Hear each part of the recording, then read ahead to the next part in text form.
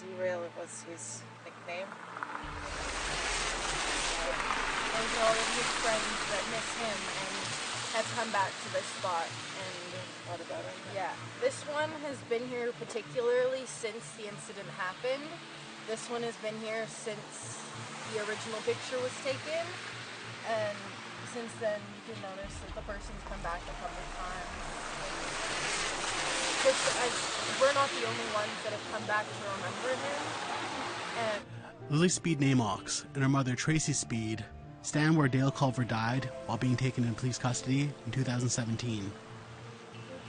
A bystander filmed the RCMP arrest in Prince George, British Columbia.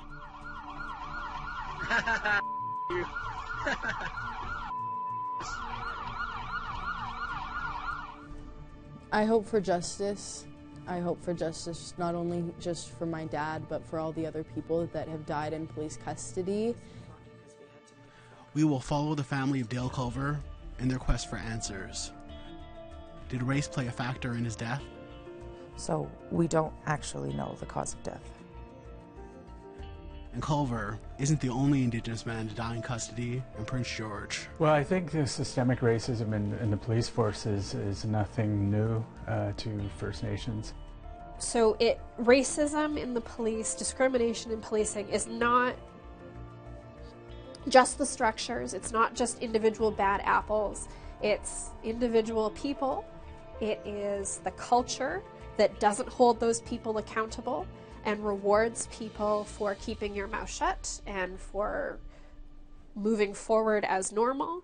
And it is the broader pieces of the laws that we ask them to enforce.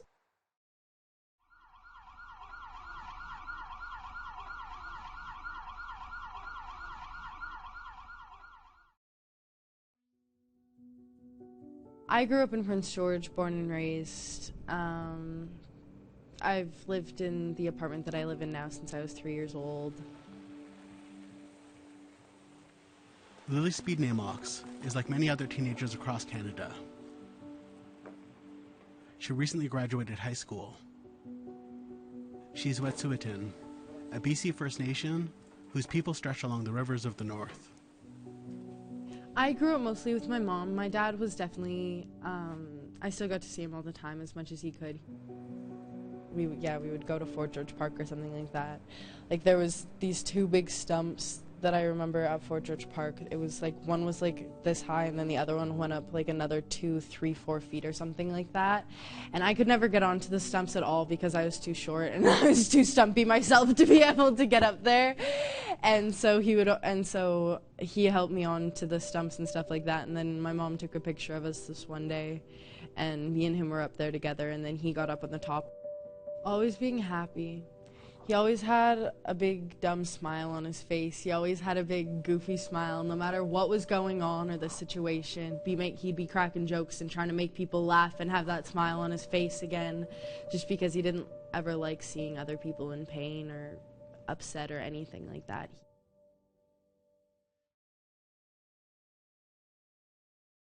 Her father, Dale Culver, grew up on Wet'suwet'en. He is Wet'suwet'en and Gitxsan. He was convicted of drug charges for possession in 2011. It was his only conviction. His family never expected what would happen next in 2017, according to Lily's mother, Tracy Speed. We got a phone call at 3 in the morning from Dale's sister Debbie, and to inform us that the RCMP had just been at her house. So I woke her up and brought her out to the living room, and obviously she knew something was wrong. And yeah, it was a long night. According to a report from the Independent Investigation Office of BC, the police watchdog, on July 18th, 2017, the RCMP were responding to a call of someone casing vehicles near Central West and Prince George. There's no confirmation Culver was the person reported, but as reported, the suspect fled on a bicycle. There was a complaint made that there was an Indigenous man on a bike riding around in the same neighborhood where they found Dale 4 hours before. I think that we can all safely say that Dale wasn't just riding his bike up and down a block for 4 hours. He was an Indigenous man on a bike in the wrong place at the wrong time. And that's exactly what happened to him. And completely surrounded by police officers.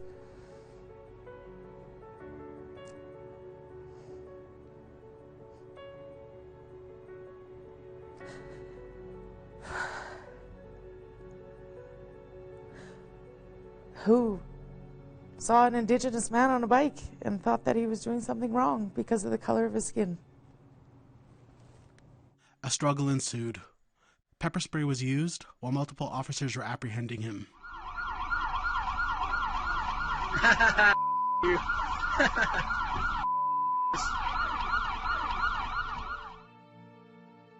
He was having trouble breathing.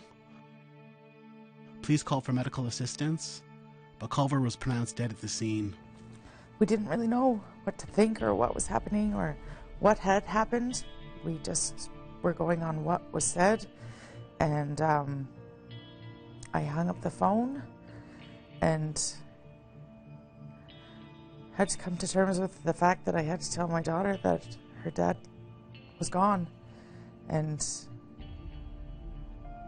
a pretty awful thing to have to tell your kid. She sat me down on the couch. She was already crying. I could tell something was wrong. I just kind of looked at her and I was like, what's wrong? What's going on? Like, is everything okay? And she looked at me and she just told me, she was like, okay, I just want you to take a deep breath. I don't really know how you're going to feel about this, but your Auntie Deb just called and the police showed up at her door because your dad has passed away. And I don't know what happened, really. I don't really know what specifically were the reasons that it happened yet, but we will find out. And just hang in there. Everything will be okay. Me and you are okay. And we will figure this out. And that was it. I didn't really process it. I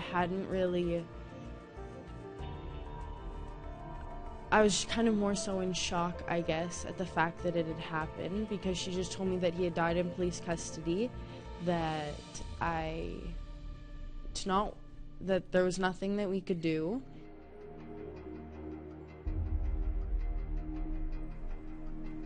It's been 3 years since Dale Culver died at this location.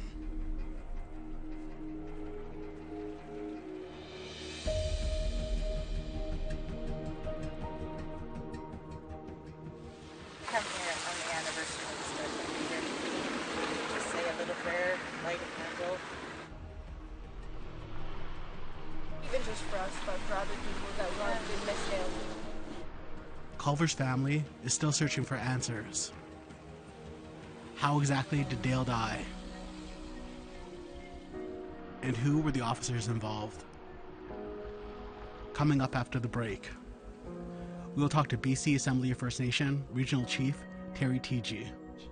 And there are other instances here in northern BC that we've heard of, either injuries or death that have come to light, and most definitely very concerning. And we'll look at the very long history of systemic racism that begins with the very creation of the RCMP.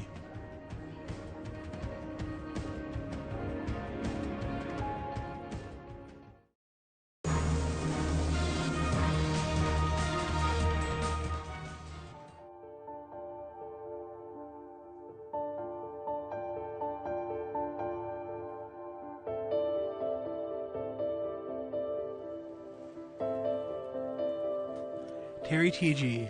is British Columbia's Regional Chief of Assembly of First Nations. He's from Takla Lake, but he lives and works in Prince George. Well, I think the systemic racism in the police force is nothing new to First Nations. He's been vocal that improvements need to be made at both the local and federal level and policing of Indigenous people. It has a long history, and it goes back to colonization. First Nations displaced from their lands, and also used in policies such as residential schools. In Carrier Daket, our language, we call them Nulchukin, and that means those who take us away.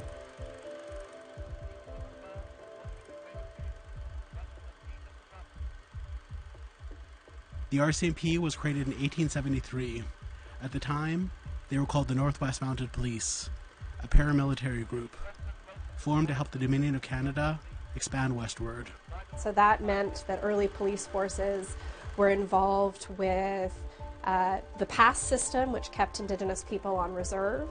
They were involved with removing Indigenous children to residential schools, kind of all the way along, protecting Indian agents, protecting settlers from the perceived Indigenous threat. In 1885, the RCMP would quash the Métis resistance led by Louis Riel, the Métis leader who fought to protect the culture, rights, and land of the Red River Métis.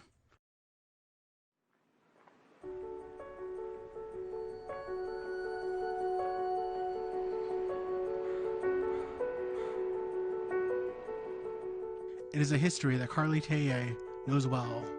She's the great-great-grandniece of Louis Riel. The very origins of policing in Canada are tied to issues of race and discrimination. Early police officers, early armed individuals working on behalf of the Canadian state had very clear jobs set out in front of them, which was to help with the colonial project, to help clear Indigenous people from the land for settlers to come in. In Vancouver, Teye works as a community lawyer with the BC Civil Liberties Association. Teye is following in Riel's footsteps, fighting for Métis and Indigenous rights. So when we're talking about systemic racism, we're talking about a couple different things, and they're all combined together. We're talking about the system of policing, the structures of policing. There is racism and there is bias in those structures. There's also individual issues. There are individual officers who are also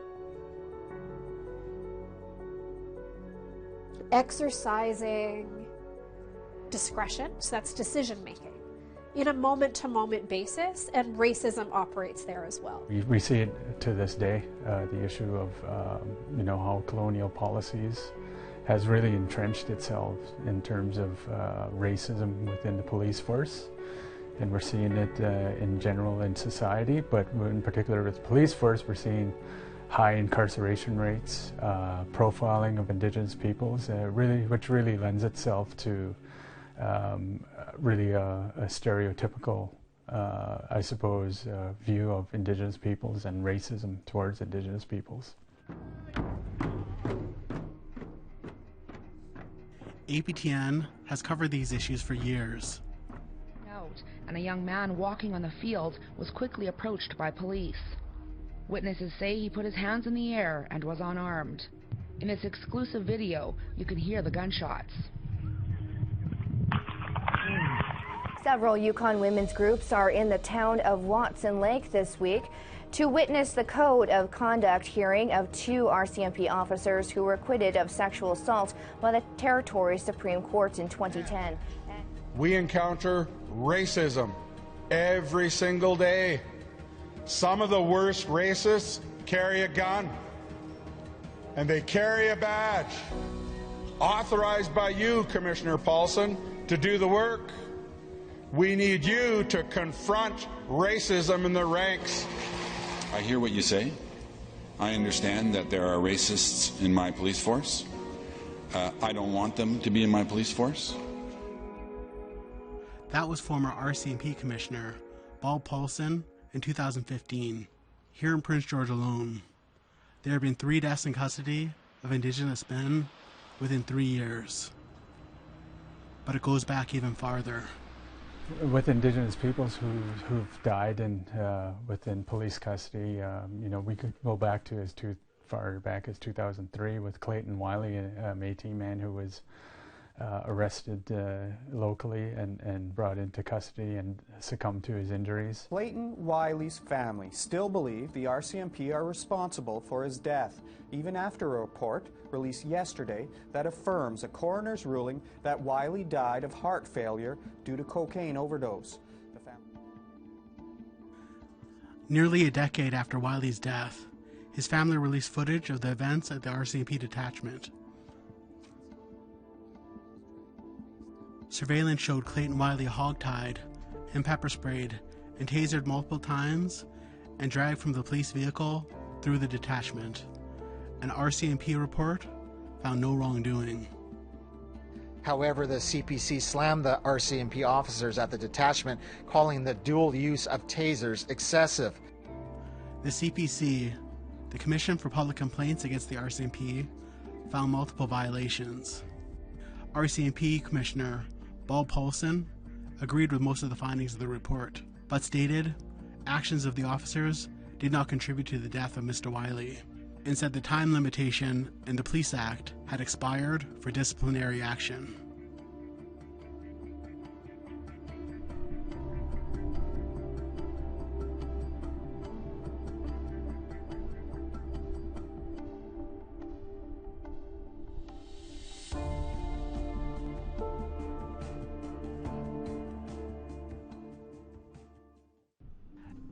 Advocates thought that the Clayton Wiley case would bring about change in policing.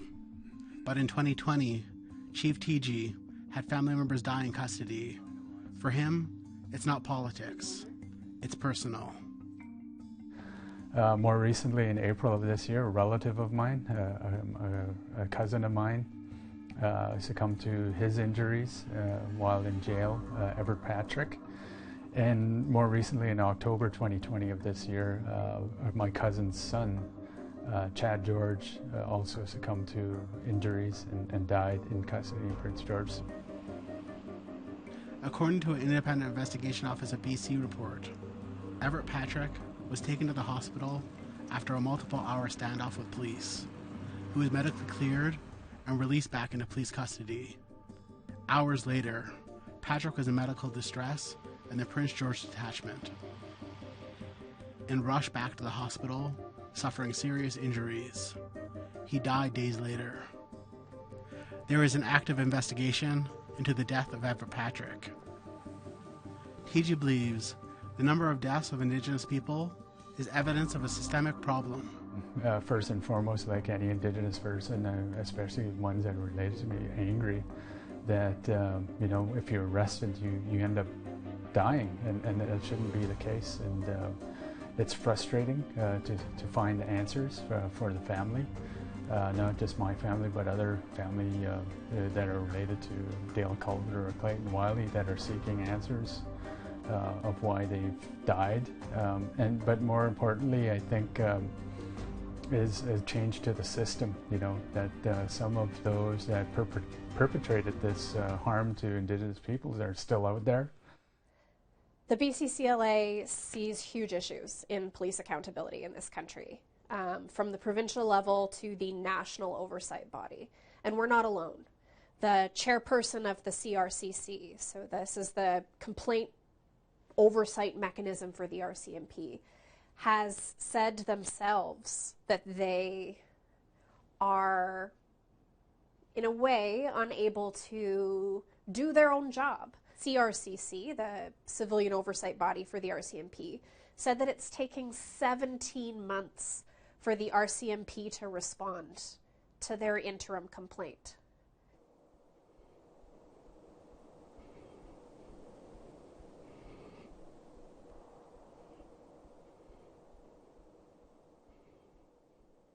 In 2018, BC Civil Liberties filed a complaint in the police-involved death of Dale Culver. His daughter, Lily Speed Namox, wonders if their family will ever see justice. There's no and not to mention that, but there's no repercussions for what's done and what they do. So what's going to happen to the cops that killed my dad? 3 years has passed since Culver died during his arrest. The family does not have answers. They have yet to see a coroner's report.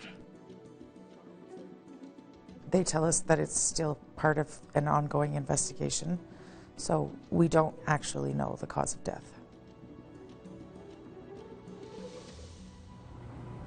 So the coroner's report, you just haven't seen it or anything? No. We were sort of alluded to from the IIO about asphyxiation, but there was a lot of swelling in his brain that, like I had said, they took 3 months to investigate his brain. So there was, which leads you to believe that there was, but we don't know the facts. They discovered that the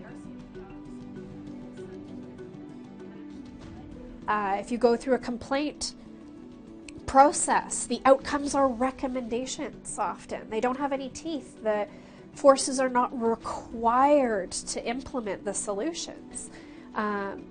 And then even if they are solutions, they're generally kind of policy looking forward solutions. That's not justice for the family that may have been murdered by the police officer. So we're looking for big changes, big accountability changes, civilian-led.